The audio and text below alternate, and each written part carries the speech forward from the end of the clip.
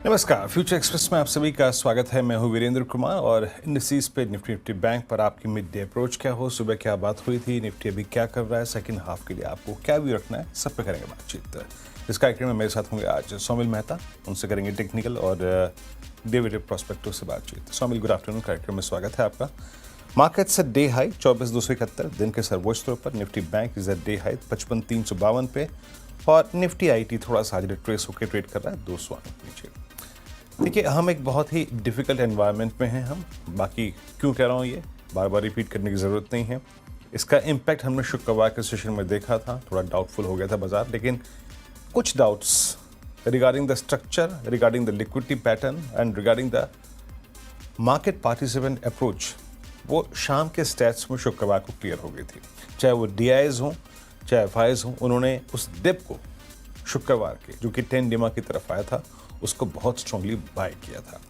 सुबह एक और चीज़ आपको याद होगा जो मॉर्निंग कॉल में मैंने आपको एक रखी थी बात स्टैट्स पे, वो ये थी कि इंडेक्स थोड़े बहुत अगर आप देखें शॉर्ट किए थे उन्होंने, लेकिन FIs ने पुट बहुत तहजीब से शॉर्ट की थी और जो पुट सबसे ज़्यादा शॉर्ट हुई थी वो थी 24,000 की और 23,800 की, 10 डिमा की और 24,000 की पुट। आज सुबह मेरा क्लियर व्यू था, पहला बेस हटाइए, रेजिस्टेंस लेके आइए। Either we will buy a dip towards sharp dip towards base one if you are deep pocket, or let it stabilize above 24,110 और more precisely above 24,141। देखिए क्या है, आप एटलीस्ट पहले तो किसी कॉलाइटर के ऊपर जाके ट्रेड करें और 24,110 और 24,141 अगर निकला तो कमेंट्री में क्लियरली मेंशन था कि अ swing towards 278, 210 and 341 looks possible. क्यों? क्योंकि आप ऑलरेडी अब 200 यानी 24,200 यानी शुक्रवार का सबसे बड़ा दूसरा कॉल राइटर आप उसके जोन के ऊपर जा चुके हैं। तो RS1 के बाद RS2 मोर और लेस आपको मिल चुका है ना। हमको आज पुश किसने दिया? देखिए, आज फिर एक बार इंस्टीट्यूशनल बैंक बहुत स्ट्रांग होने के चांसेस लग रहे हैं। द वे रिलायंस ने सिंगल हैंडेडली अगर आप देखें आज के इस मूव को स्पॉन्सर किया है। Reliance is a day high, सिर्फ मैं इंडेक्स पे नहीं स्टॉक पे टिप्पणी कर रहा हूँ उसके कंट्रीब्यूशन को देखते हुए। बाकी HDFC बैंक, रिलायंस और ICICI बैंक सब बहुत स्ट्रांगली मूव कर रहे थे। आइए देखते हैं कि इस ट्रैजेक्टरी में हमारे पास डेटा कैसे हैं। देखिए, इसमें कोई राय नहीं कि हम डाउटफुल एनवायरनमेंट अभी भी हैं और हमको टोज पर रहना है बताओ ट्रेडर, और कोई बहुत दूर की बात नहीं करनी अभी जब तक हम इस डाउटफुल एनवायरनमेंट में हैं। जियोपॉलिटिकल कॉल राइटिंग उतनी स्ट्रांग नहीं है। स्टिल अगर आप देखें जो कॉल राइटिंग मैटर करती है वो है 24,300, no doubt about that, it's a difficult zone. उसके बाद 24,500 और नीचे स्ट्रांग पुट राइटिंग हुई आज 24,200 पे, यानी वो जो कॉल राइटर्स का जोन था अब वो फ्रेंकली स्पीकिंग पुट राइटर्स के जोन में कन्वर्ट हो गया है। एंड आउटस्टैंडिंग वाई एट 24,000 इज ह्यूज, 1.37 CR। यानी फ्रेंकली स्पीकिंग अगर आपको राइड करना है तो आप 24,200 के डिप को राइड कर सकते हैं, बट देख कर वो डिप क्यों आ रहा है, ब्लाइंडली नहीं। और हाँ, अगर 24,300 का जोन निकल गया तो 341 जो मैंने लेवल कहा था उसकी पॉसिबिलिटी लग रही है। Now let's come back to Nifty bank. Nifty bank 55,350 day high की ट्रैजेक्टरी में आके ट्रेड करता हुआ, और देखिए सुबह मैंने दो बातें कही थी। आइदर आपको डिप में निफ्टी बैंक को बाय करना पड़ेगा अबव बेस वन और क्लोजर टू RS1। RS1 क्या था? शुक्रवार को किसने बड़ा स्ट्रॉन्ग ग्रिप लिया था? 55,000 के कॉल राइटर ने। और RS1 क्या था? 54,914,219। और बेस वन क्या था? जरा प्लीज बेस वन भी स्क्रीन पे लेके आइएगा। कोई भी डिप मिले बेस वन के ऊपर का उसको डेफिनेटली बाय करना चाहिए। वो था करीब करीब 54,210। हालांकि ये बेस था वो 10 डेमा और पुट राइटर्स के कन्विक्शन से निकाला गया था। बट याद रखिएगा निफ्टी बैंक अब 55,200 और 55,000 के कॉल राइटर्स के जोन के ऊपर डिसाइसिवली ट्रेड करता हुआ, और जिस प्रकार का HDFC बैंक, ICICI बैंक का मोमेंटम है, इट सीम्स FIs चेस कर रहे हैं। ऑप्शन स्टैट्स लेके आइए, फिर सौमिल के पास चलते हैं। ऑप्शन स्टैट्स क्या कह रहे हैं आपके इस वक्त के निफ्टी बैंक के? हम कितना प्रिपेयर्ड हैं अपसाइड के लिए और कितना प्रिपेयर्ड हैं लास्ट वीक के कुछ टर्बुलेंस जोन के लिए? वो क्या थे? 55,500, 600। 55,500 पे का कॉल राइटर बैकफुट पर है, that's good as of now. 55,800 call writer back foot पे, दैट्स गुड। ये अच्छा है, ये फेवर में है। ये इस बात को बयां करता है कि अगर 55,500 की ट्रैजेक्टरी निकली तो ये मूव और शार्प होगा। और नाइस टू सी कि यहाँ पे 55,000 की पुट में अब राइटिंग हो रही है। That's good. आउटस्टैंडिंग वाई 10 लाख पहुँच चुका है। लेकिन फिर कहूँगा ये स्टैट्स हैं, स्टैट्स पे ये जो एनवायरनमेंट है, सर्कमस्टेंसेस कभी भी भारी हो सकते हैं। So kindly lock your profits, kindly take your profits at suitable time. अच्छे टाइम पे प्रॉफिट्स लेते रहें। सौमिल, गुड आफ्टरनून, कार्यक्रम में स्वागत है आपका। सौमिल, इंडेक्स पे आपका व्यू और स्टॉक्स आपके 3 आज के। निफ्टी पे मुझे लगता है कि अब थोड़ा सा रेंज बाउंड मूवमेंट रहेगा। जैसे आपने कहा, अभी बहुत डाउटफुल एनवायरनमेंट है और यहाँ से जो ऊपर में जो रेजिस्टेंस बन रहे हैं वो अराउंड 24,500 24,550 के आसपास के रेजिस्टेंस बन रहे हैं, और नीचे में जो सपोर्ट है वो 24,000 के आसपास का सपोर्ट है। अब यहाँ पर जो हमने पूरी गिरावट देखी इन द लास्ट 6 मंथ्स, ये पूरी गिरावट का ऑलरेडी हम 61% रिट्रेसमेंट के बहुत नजदीक हैं, और 61% का रिट्रेसमेंट जो है वो है 24,550। ये बहुत ही क्रूशियल रेजिस्टेंस काम करेगा इस समय, कुछ समय के लिए। प्रॉब्ली मुझे लगता है कि ये एक आध दो हफ्ते के लिए एक साइडवेज कंसोलिडेशन जैसा हमें देखने मिलेगा। However the undertone is going to be positive, stock specific बहुत सारे अच्छे मूव्स देखने मिलेंगे। तो medium term still remains positive, but in the very short term range bound movement 24,500 का रेजिस्टेंस और 24,000 का सपोर्ट। ये हुई निफ्टी की बात। अब बैंक निफ्टी में मुझे लगता है कि बैंक निफ्टी अभी भी पॉजिटिव है, वो अभी भी आउट परफॉर्म करेगा ऑन निफ्टी। और यहाँ से मुझे लगता है कि 56,500 56,600 के targets in the very short term में अचीवेबल है। यहाँ से ऑलमोस्ट 700-800 पॉइंट्स और भी ऊपर में मुझे लगता है कि अच्छी रैली हमें देखने मिलेगी, क्योंकि बैंक्स अच्छे ही लग रहे हैं। पीएसयू बैंक्स खास करके बहुत ही अच्छे लग रहे हैं। पीएनबी, एसबीआई, कैनरा बैंक, ये सारे बहुत अच्छे लग रहे हैं। तो सपोर्ट जो होगा वो फ्राइडे का लो का जो सपोर्ट है 54,176 क्रूशियल सपोर्ट, और ऊपर में टारगेट जो बनेंगे बैंक निफ्टी के वो 56,600 56,700 के टारगेट्स बनेंगे। तो I would bet on bank Nifty और PSU banks. Okay, bank Nifty और पीएसयू बैंक्स पे आप फोकस करेंगे थोड़ा सा। आपके तीन स्टॉक्स सौमिल, क्या है इस पर, क्या चीज कर रहे हैं आप? तो जो पहला स्टॉक मैं चूज कर रहा हूँ वो है पीएनबी। पीएनबी में अगेन थोड़ा सा करेक्शन होके कंसोलिडेशन से ऊपर ब्रेकआउट मिला है, और पीएनबी में जो फ्रेश मोमेंटम इंडिकेटर्स में सेल आए हैं, बाय आया है, बाय सिग्नल आया है। तो मुझे लगता है कि यहाँ पे 9850 का स्टॉप लॉस रख के ऊपर में 106 का टारगेट रखें इन द वेरी शॉर्ट टर्म। दूसरा जो कॉल है वो औरो फार्मा में same high top high bottom formation है, और 200 डेली एक्सपोनेंशियल मूविंग एवरेज से सपोर्ट लेके ऊपर की तरफ रुक किया है। तो मुझे लगता है कि यहाँ से 1200 का एक स्टॉप लॉस रख के टारगेट ऊपर में 1340 का रखे। Good stock to buy for a medium term outlook as well, लेकिन ये शॉर्ट टर्म का कॉल है मेरा। हुडको में अगेन छोटा सा करेक्शन हुआ है, बहुत अच्छी रैली देखी, छोटा करेक्शन हुआ, एवरेजेस से सपोर्ट लिया है, मोमेंटम इंडिकेटर्स में आवरली में बाय आया है। तो हुडको में again a buy signal, a good candidate in the medium term outlook as well. Stop loss होगा 220 और टारगेट होगा 238 का in the short term. Okay, 3 trades हो गए सौमिल के यहाँ पर। जरा प्लीज़ एक एक करके स्क्रीन पर रोटेट कर दीजिएगा सारे कॉल्स को। एक बार फिर से स्क्रीन पर रखते हैं। पीएनबी फ्यूचर्स, जो हम चीज़ देख रहे थे सुबह सुबह, पीएसयू बैंक्स के पास एक माइलेज था, अच्छा कर रहे थे, 106 पे ये टारगेट रखा गया है। 9850 का यहाँ पर अगर आप देखें स्टॉप लॉस होगा 109.90 पे ट्रेड करता हुआ, 101.90 पे। दूसरा लिखा है अरविंदो फार्मा, 1340 का लक्ष्य है, 1255 पे ट्रेड करता हुआ, लगभग 1200 का स्टॉप लॉस है। और तीसरा कॉल है डिसाइसिव कॉल यहाँ पे हुडको 227। मीनवाइल दो चीज़ें हो रही हैं। Reliance is at day high. Reliance अब एक स्विंग जनरेट कर रहा है। रिलायंस मॉर्निंग हाइस को इसने क्रॉस किया, इनफैक्ट सुबह से अच्छा मूव है।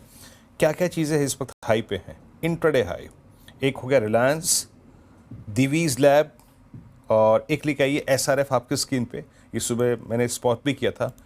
Is it doing well, day high पर आके ट्रेड करता हुआ। कुछ चीज़ें जो इस वक्त दिन के सर्वोच्च स्तरों पर आके ट्रेड कर रही हैं। ये एसआरएफ आपका टेक इस वक्त सौमिल, डे हाई पर आके ट्रेड करता हुआ। एसआरएफ में मुझे लगता है कि ये जो लास्ट 2 महीने से पूरा कंसोलिडेशन हो रहा है, जो लोअर एंड अराउंड 2710 के आसपास का है और अपर एंड जो 3080 के आसपास का है। आई थिंक ये ब्रेकआउट हो जाएगा ऊपर की तरफ और ये पूरा कंसोलिडेशन मीडियम टर्म आउटलुक बहुत अच्छा है। In fact medium to long term outlook भी बहुत अच्छा है। High top high bottom formation है on the larger time frame as well. Momentum indicators जो आप लार्जर टाइम फ्रेम पे देखेंगे ना, वो भी बाई साइड पर ही है और अभी तक पूरी साइकिल कंप्लीट नहीं हुई है। तो यहाँ पे बहुत अच्छा रनअप ऊपर में देखने मिल सकता है इन the medium term outlook. Short term में जो टारगेट्स बनते हैं वो 3180 के बनते हैं और जो स्टॉप लॉस बनता है वो अराउंड कल का फ्राइडे का जो लो था 2943, ये स्टॉप लॉस लगा के ऊपर में 3180 का टारगेट रखें। Okay. Meanwhile Nifty at day high दिन के सर्वोच्च स्तरों पर आके ट्रेड करता हुआ और शानदार मूव और पूरी तरीके से स्पॉन्सर है रिलायंस इंडस्ट्रीज के थ्रू। खैर, रिलायंस की बात चली है तो थोड़ा सा विषय को बदलता हूँ। यहाँ पे रिलायंस इंडस्ट्रीज ने अनंत अंबानी को एग्जीक्यूटिव डायरेक्टर नियुक्त किया है। कंपनी ने नतीजों के साथ एक्सचेंजेस को शुक्रवार को ये बात सूचित की। अनंत अंबानी 1 मई 2025 से 5 साल के लिए ये जिम्मेदारी संभालेंगे। ह्यूमन रिसोर्सेज, नॉमिनेशन और रिम्यूनरेशन कमेटी की सिफारिश पर बोर्ड ने ये नियुक्ति को मंजूरी दी। अनंत अंबानी रिलायंस इंडस्ट्रीज के बोर्ड में पहले नॉन एग्जीक्यूटिव डायरेक्टर का पद संभाल चुके हैं। इसके अलावा Anant Ambani Jio platforms, Reliance retail, Reliance new energy और रिलायंस न्यू सोलर एनर्जी के बोर्ड में भी शामिल हैं।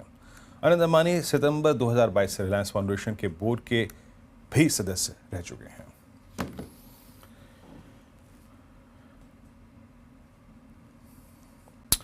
चलिए, तो इस वक्त मार्केट से डे हाई और जैसे कि मैं कह रहा हूं कि ये मूव पूरा का पूरा स्पॉन्सर किया है रिलायंस इंडस्ट्रीज ने। एक टिक लेते हैं रिलायंस पे क्योंकि हमने खबर भी डिस्कस की थी, बट एक स्टैंडर्ड डिस्क्लेमर, इस चैनल का स्वामित्व प्रबंधन रिलायंस इंडस्ट्रीज होल्ड करते हैं। मैंने अभी रिलायंस से संबंधित एक न्यूज़ डेवलपमेंट जो कि कंपनी ने एक्सचेंजेस को सूचित किया है वो आपके सामने रखा। बट रिलायंस ने थोड़ा लेट पार्टिसिपेट किया सौमिल, और मैं कह सकता हूं कि अब ये जो 200 डेमा की ट्रेजेक्ट्री से सडनली निकला है, इसका क्या व्यू बनता है? ये प्रोजेक्शन क्या बनता है इसका? आपने सही बोला कि ये बहुत लेट पार्टिसिपेट किया है, लेकिन चला भी पहले था। वो निफ्टी से पहले ब्रेकआउट हो चुका था, नीचे से बाउंस अच्छा दिया था। High top high bottom formation है, 200 डेली एक्सपोनेंशियल मूविंग एवरेज के आसपास कंसोलिडेशन किया कुछ समय और फिर वहां से ब्रेकआउट ऊपर में मिला है, तो पॉजिटिव है definitely. I was just waiting कि यहाँ से 1330 का जो एक रेजिस्टेंस था वहां से अगर एक क्लोजिंग ऊपर मिल जाए तो that will be the best for the stock.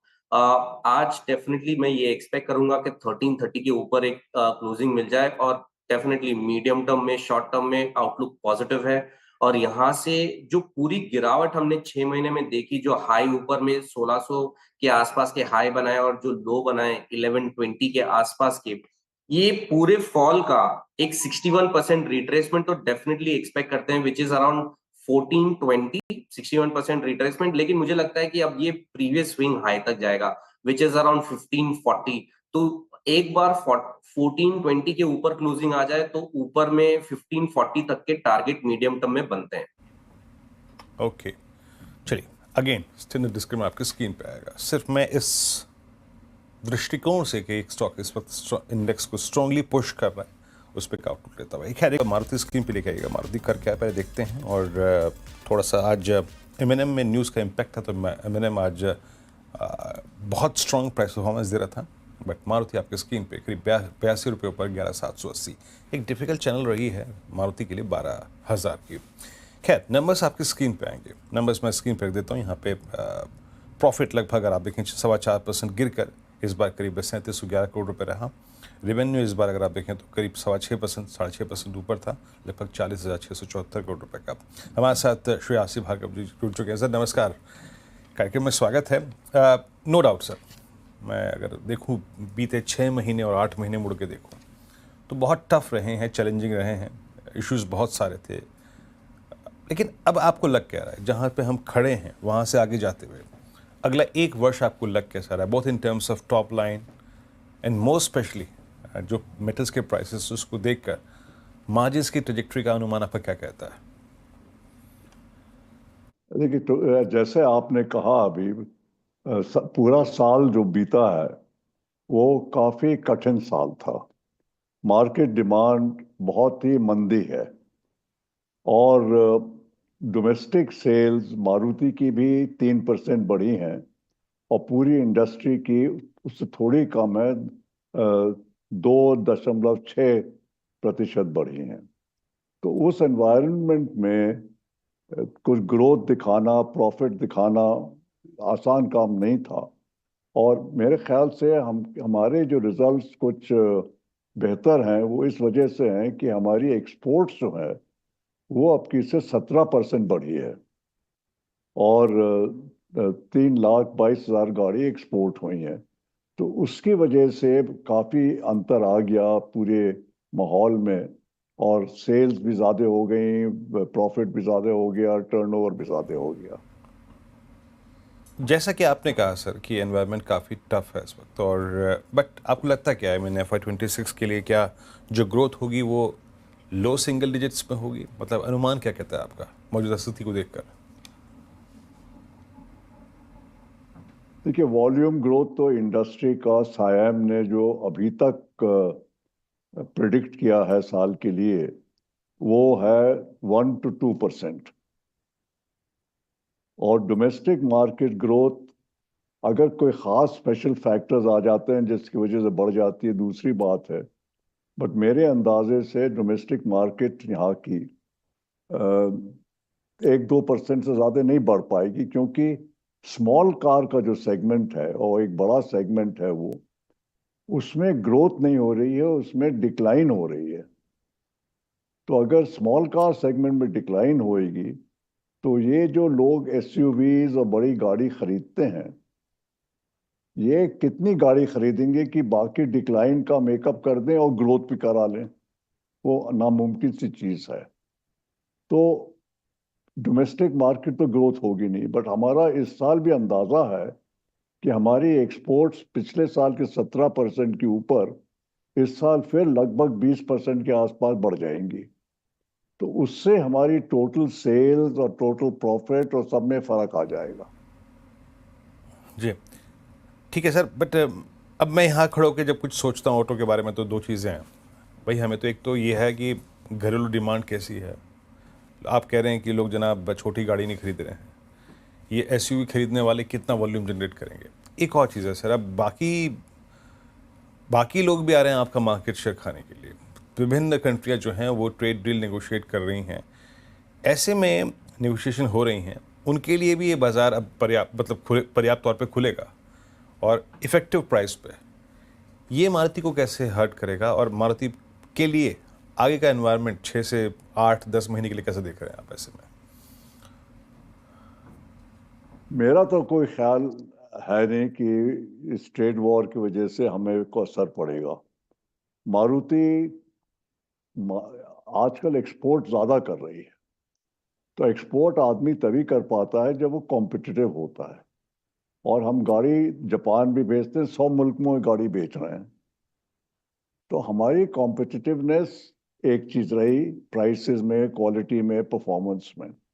दूसरी चीज ये रही कि हमारा जो सेल्स और सर्विस का नेटवर्क है, उसके आसपास भी कोई नहीं आ पाएगा। अगर कोई यूरोप से गाड़ी एक्सपोर्ट भी करना चाहेगा यहाँ पर, तो किसके जरिए से करेगा, किसके जरिए से सेल करेगा, कौन उसकी सर्विसिंग करेगा, कहाँ से स्पेयर पार्ट्स आएंगी? कस्टमर सोचेगा कि इसको लूंगा तो उसको फिर मेंटेनेंस कैसे करूंगा? तो मैं तो नहीं समझता कि ये जो ट्रेड वॉर, टैरिफ्स और ये सब चल रहा है, इससे मारुति पे कोई असर आने वाला है। मेरे सर अब तक के आपसे हुए इस इंटरेक्शन में एक बात मुझे बिल्कुल आभास इसका हो रहा है कि आप एक्सपोर्ट मार्केट्स को लेके बड़ा आपका मजबूत इरादा है। वो आपके लिए आई थिंक एक ड्राइविंग फोर्स हो गया आगे चलते हुए। क्या लगता है, आई मीन एक्सपोर्ट्स वॉल्यूम्स में कितनी ग्रोथ है अपेक्षित है, मतलब अगर मैं मान के चलूँ अगले 1 साल के लिए? हमारा एक्सपोर्ट का जो अभी तक टारगेट है, वो 30-31 तक करीब 7.5 से 8 लाख गाड़ी का है, अप्रोक्सीमेट इंडिकेटर जो है। और उस वक्त तक जो डोमेस्टिक सेल्स होंगी, वो ज्यादा से ज्यादा मेरे ख्याल से करीब 3 मिलियन के पास पहुंच जाएंगी। तो 3 मिलियन पे अगर 8 लाख एक्सपोर्ट हुई, 7.5 लाख, तो आप समझिए करीब 20-25% एक्सपोर्ट का परसेंट हो जाएगा। ओके, चलिए भार्गव साहब, बहुत बहुत शुक्रिया आप इस कार्यक्रम में शामिल हुए। मारुति के नंबर्स पे, एक्सपोर्ट और वॉल्यूम्स और प्राइसिंग और साथ ही साथ मार्जिन्स की जो पिक्चर ड्रॉ करी है और आपने ग्रोथ की जो पिक्चर ड्रॉ करी, उसके लिए बहुत बहुत शुक्रिया और शुभकामनाएं सर मेरी तरफ से और CNBC आवाज़ परिवार की तरफ से आपको नेक्स्ट क्वार्टर के लिए। चलिए, अभी कई ऑप्शंस के स्टैट्स, वो जो आखिरी का लेवल था 24,341, वो निफ्टी हिट करने वाला है, कभी भी हिट कर देगा। तो ऑप्शन स्टैट्स लेके आइए। कुछ देर पहले आप क्या देख रहे थे, 92 लाख जहाँ पे कॉल खड़ी थी, 24,300 का वो कॉल राइटर बैकफुट पे निकल गया। 24,400 की कॉल राइटिंग इतनी बड़ी है नहीं।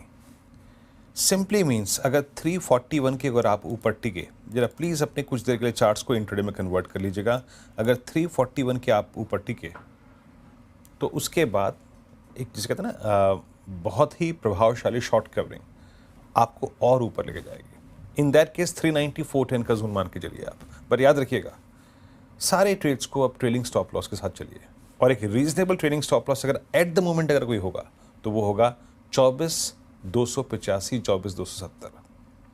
अब हमें 300 के पुट राइटर को देखना है, मेरे ख्याल से वहां पे स्ट्रॉन्ग पुट राइटिंग हो रही होगी। अब खैर, अब एक काम करते हैं और सेम केस निफ्टी बैंक, याद रखिएगा 55,500 की ट्रैजेक्टरी अगर पार हुई तो आपको 300 पॉइंट और ऐड कर देगा निफ्टी बैंक पे, क्योंकि 55,500 पे ही कल बड़ी कॉल राइटिंग थी।